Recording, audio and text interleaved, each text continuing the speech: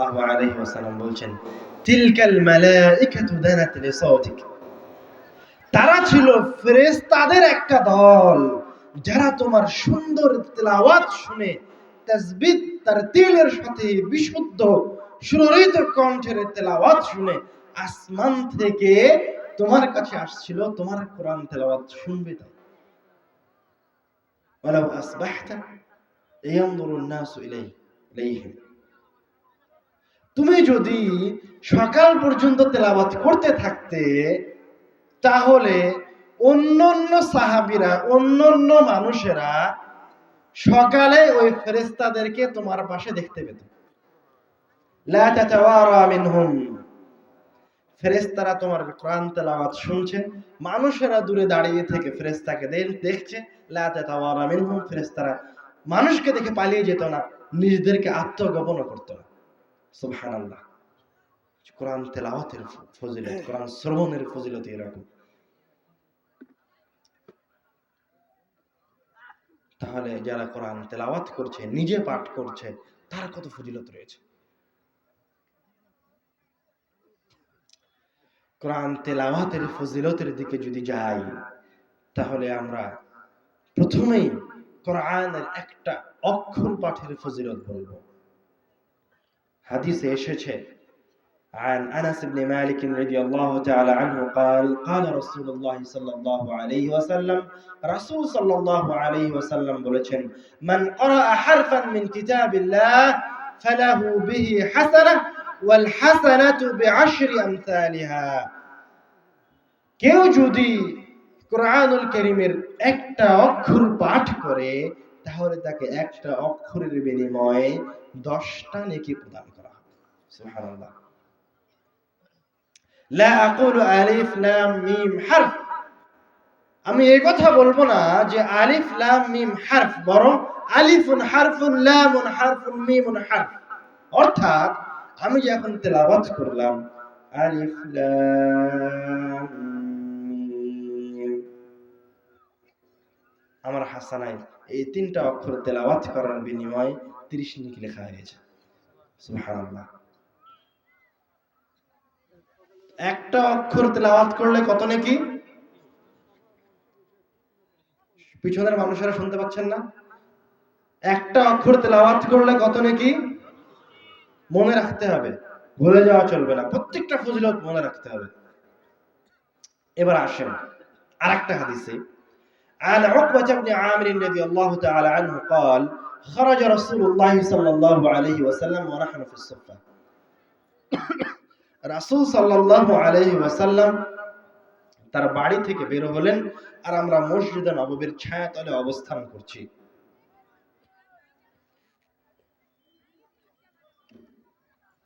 فقال أيكم يحب أن يغدو كل يوم إلى بطحان أو العقيق فيأتي منه بناقتين كوماوين من غير إثم ولا قطع رحم, রাসূল সাল্লাল্লাহু আলাইহি ওয়াসাল্লাম সাহাবীদের কাছে এসে বলছে, তোমাদের মাঝে কি এরকম কেউ আছে যে বুতহান অথবা আকিক নামক বাজারে গিয়ে সবচেয়ে দামি উঁচু কোজ বিশিষ্ট 2টি উটনি ফ্রিতে নিয়ে আসবে?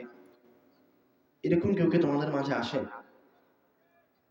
তখন সাহাবায়ে কেরাম বলছে, কুল্লুনা নুহিব্বু যালিকা ইয়া রাসূলুল্লাহ, ফ্রিতে সবচেয়ে দামি 2টি উটনি পাওয়া যাবে। উট তো সবচেয়ে দামি সম্পদ আরবদের কাছে, ওই সময়ের সবচেয়ে দামি সম্পদ। সাহাবীরা খুশি হয়ে বলছে, কুল্লুনা নুহিব্বু যালিকা ইয়া রাসূলুল্লাহ, আমরা সকলেই তো চাই হে আল্লাহর রাসূল, বলেন কি করা লাগবে? তখন রাসূল সাল্লাল্লাহু আলাইহি ওয়াসাল্লাম বলছেন, আফালা ইয়াগদু আহাদুকুম ইলাল মসজিদ فيعلم أو يقرأ آيتين من كتاب الله خير له من ناقتين, তোমাদের মাঝে থেকে কেউ যদি মসজিদে গিয়ে কোরআনুল কারীমের 2টি আয়াত তেলাওয়াত করে অথবা আরেকজনকে 2টি আয়াত শিখিয়ে দেয়, তাহলে তাকে 2টি আয়াতের বিনিময়ে সবচেয়ে দামি 2টি উটনির সমপরিমাণ নেকি তার আমলনামায় লিপিবদ্ধ করা হবে। সুবহানাল্লাহ। তারপরে বলছেন, ওয়া সালাতুন খায়রুন লাহু মিন সালাত ওয়া আরবাউন খায়রুন লাহু মিন আরবা ওয়া মিন আ'দাদিহিন্না মিনাল ইবল। এইভাবে যে ব্যক্তি মসজিদে গিয়ে যতগুলি আয়াত তেলাওয়াত করবে মসজিদে বসে, যতগুলি আয়াত আরেকজনকে শিখিয়ে দিবে মসজিদে বসে, ততগুলি আয়াতের বিনিময়ে তার আমলনামে একটি করে উটের সমপরিমাণ নেকি লিপিবদ্ধ করা হবে। সুবহানাল্লাহ। এই হাদিস থেকে দুইটি জিনিস স্পষ্ট হচ্ছে। এক, কোরআনুল কারীম তেলাওয়াতের একটা উত্তম জায়গা হচ্ছে মসজিদ। কোরআনুল কারীম বাসায় বা বিভিন্ন জায়গায় তেলাওয়াত করা যাবে, কিন্তু বিভিন্ন জায়গায় তেলাওয়াত করলে তার স্বাভাবিক অক্ষর প্রতি কত নেকি? ভুলে গেছেন তাড়াতাড়ি? স্বাভাবিক অক্ষর প্রতি 10 নেকি। আর কেউ যদি একটা আয়াত মসজিদে গিয়ে তেলাওয়াত করে তাহলে কত নেকি? একটা, প্রত্যেকটা আয়াতের জন্য একটা দামি উটের সমপরিমাণ নেকি। দ্বিতীয় ফায়দা এই হাদিস থেকে, সেটা হচ্ছে মসজিদ শুধুমাত্র সালাতের জায়গা নয়, মসজিদের আর একটা অন্যতম জরুরি কাজ হচ্ছে মসজিদে কোরআন তেলাওয়াত করা হবে এবং মসজিদে কোরআন শিখানোর ব্যবস্থা করা হবে। রাসূল সাল্লাল্লাহু আলাইহি ওয়াসাল্লাম এভাবে বলেছেন এবং ইতিহাসও এটাই প্রমাণ করে। আমি যখন মিশরে গেছি, মিশরে গিয়ে দেখেছি আজও আমর ইবনুল আস রাদিয়াল্লাহু তাআলা আনহুর বানানো মসজিদ রয়ে গেছে। আমর ইবনুল আস রাদিয়াল্লাহু তাআলা আনহু মিশর জয় করে আফ্রিকার দুয়ারকে উন্মোচন করেছেন। মিশর জয় করে মুসলমানরা আফ্রিকায় প্রবেশ করেছে। তো উনি মিশর জয় করার পরেই সর্বপ্রথম যে কাজ করেছে, উনি একটা মসজিদ নির্মাণ করেছে। কার অনুসরণ করে? মুহাম্মদ সাল্লাল্লাহু আলাইহি ওয়াসাল্লামের অনুসরণ করে। মুহাম্মদ সাল্লাল্লাহু আলাইহি ওয়াসাল্লাম যখন মক্কা থেকে মদিনায় আসলেন, এসেই সবার আগে, সকল মেহমানদারি তার আগে কি করেছে? আগে একটা মসজিদের জায়গা নির্বাচন করেছে। কিসের জন্য? মসজিদে সালাত আদায় করা হবে এবং তালিম, কোরআন শিক্ষার ব্যবস্থা করা হবে। সুতরাং অবশ্যই প্রত্যেকটা মসজিদে কোরআন শিক্ষার ব্যবস্থা বাধ্যতামূলক থাকতে হবে। যদি কোনো কমিটি কোনো মসজিদে কোরআন শিক্ষার ব্যবস্থা না করতে পারে, তাহলে এই কমিটিকে হয় নিজে থেকে ইস্তফা দিতে হবে, অথবা গ্রামের মানুষের ঈমানি দায়িত্ব এই কমিটিকে বাদ করা। বুঝতে পারেননি কথা? যেভাবেই হোক, যে কোনো মূল্যে যে কোনো উপায়ে প্রত্যেকটা মসজিদে মক্তবের ব্যবস্থা থাকতে হবেই হবে। আমরা পরের হাদিসে আসি।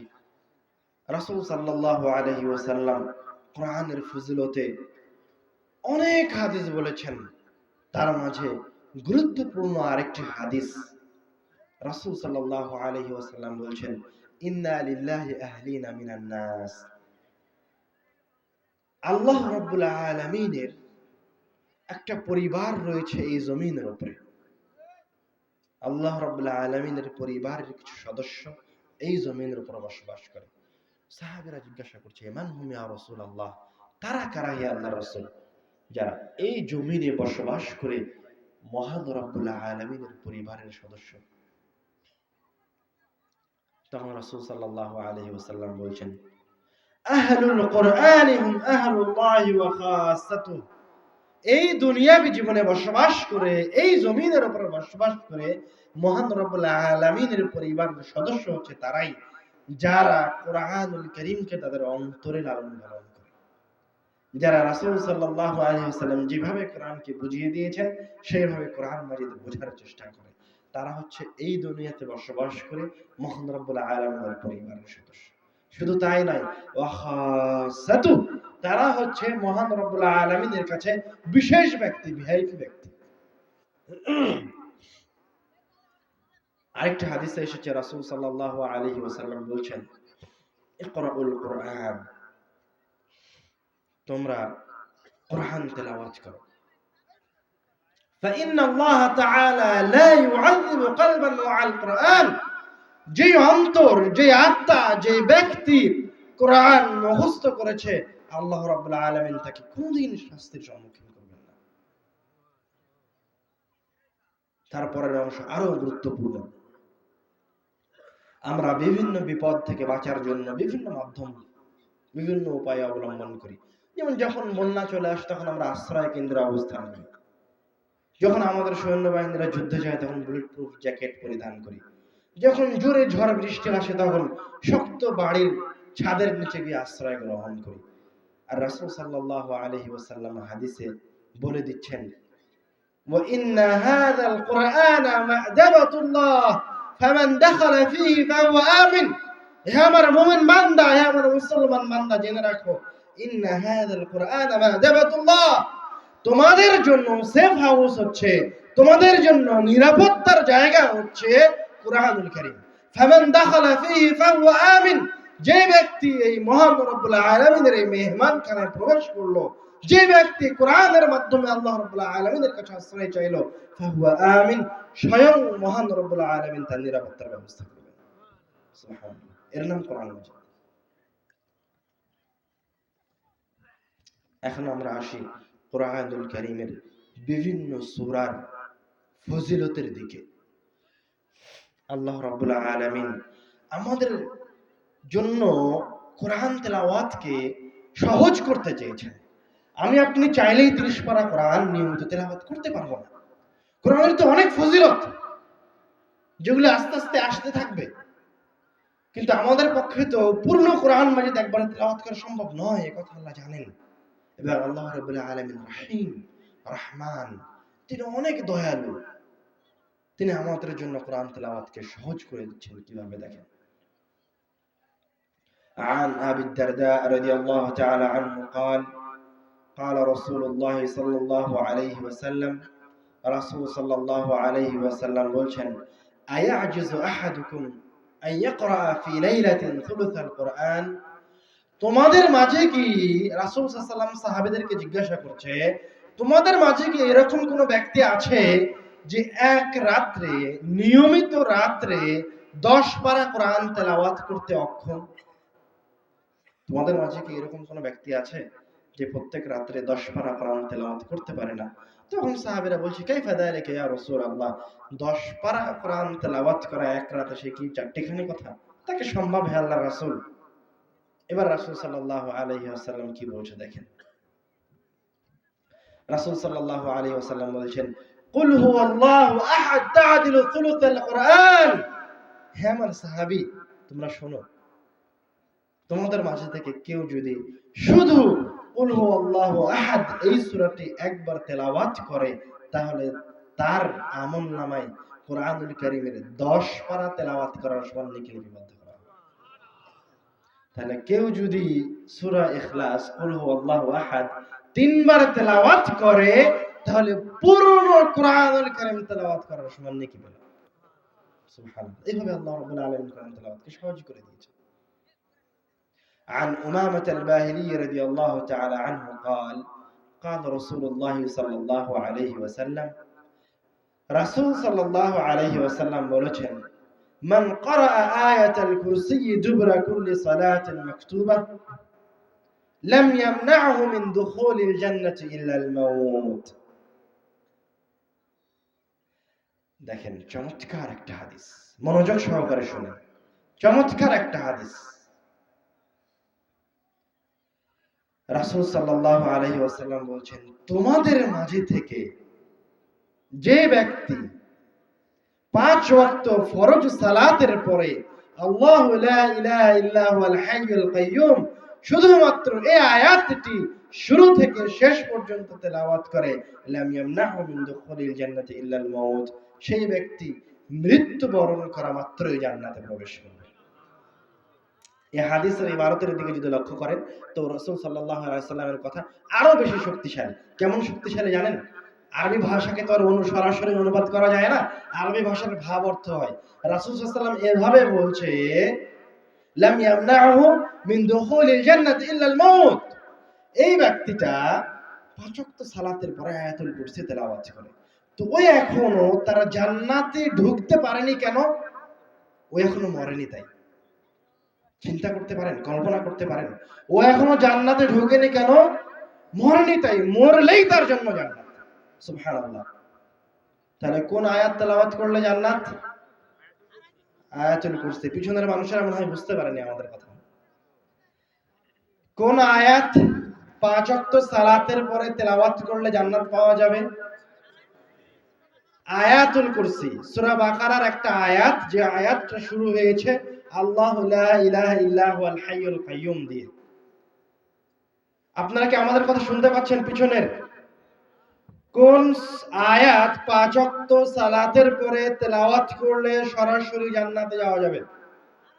আয়াতুল কুরসি। ভুলে যান না যেন, ভুলে গেলে তো লাভ হলো না। বলে আমি এত কষ্ট করে আসলাম, আপনাদেরকে যদি কিছু শিখিয়ে না যেতে পারি তো আমার এতক্ষণ কথা বলার ফায়দা কি থাকলো, উপকার কি থাকলো? আমাদের এখন ফজিলতের হাদিস শুরু হয়েছে, প্রত্যেকটা হাদিস মনে করে রাখবেন। عن عقبة بن عامر رضي الله تعالى عنه قال بينما أسير مع رسول الله صلى الله عليه وسلم بين الجحفة والأبواء। عقبة رضي الله تعالى عنه বলছে, আমি একদা রাসূল সাল্লাল্লাহু আলাইহি ওয়াসাল্লামের সাথে সফরে বের হয়েছি। বাইনাল জুহফাতি ওয়াল আবওয়া, জুহফা এবং আবওয়া নামক দুইটি স্থানের মাঝামাঝিতে পৌঁছেছি।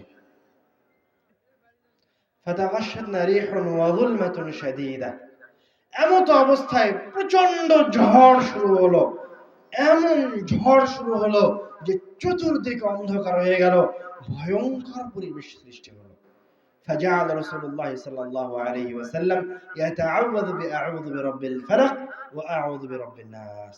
এই ভয়ঙ্কর পরিস্থিতি থেকে পরিত্রাণ পাওয়ার জন্য, নিজেদেরকে বাঁচানোর জন্য, আত্মরক্ষার জন্য রাসূল সাল্লাল্লাহু আলাইহি ওয়াসাল্লাম আল্লাহ রাব্বুল আলামিনের কাছে কুল আউযু বিরাব্বিল ফালাক আর কুল আউযু বিরাব্বিন নাস এই দুইটি সূরা পড়ে আশ্রয় চাইতে লাগলেন। এবং তার সঙ্গী, সফর সঙ্গী উকবাকে বলছেন, ইয়া উকবা তাআওয়ায বিহিমা ফামা তাআওয়াযা মুতাআওযিযুন বিমিসলিহিমা। হে উকবা, তুমিও এই দুইটি সূরা পড়ে মহান রব্বুল আলামিনের কাছে আশ্রয় প্রার্থনা করো। তুমিও কুল আউযু বিরাব্বিল ফালাক এই সূরাটা পড়ো, কুল আউযু বিরাব্বিন নাস এই সূরাটা পড়ো, এবং এই ভয়ানক পরিস্থিতি থেকে মহান রব্বুল আলামিনের কাছে আশ্রয় প্রার্থনা করো। ফামা তাআওয়াযা মুতাআওযিযুন বিমিসলিহিমা। কেননা বিপদ থেকে বাঁচার জন্য এই দুইটি সূরার মতো শক্তিশালী কোন সূরা নেই। সুবহানাল্লাহ।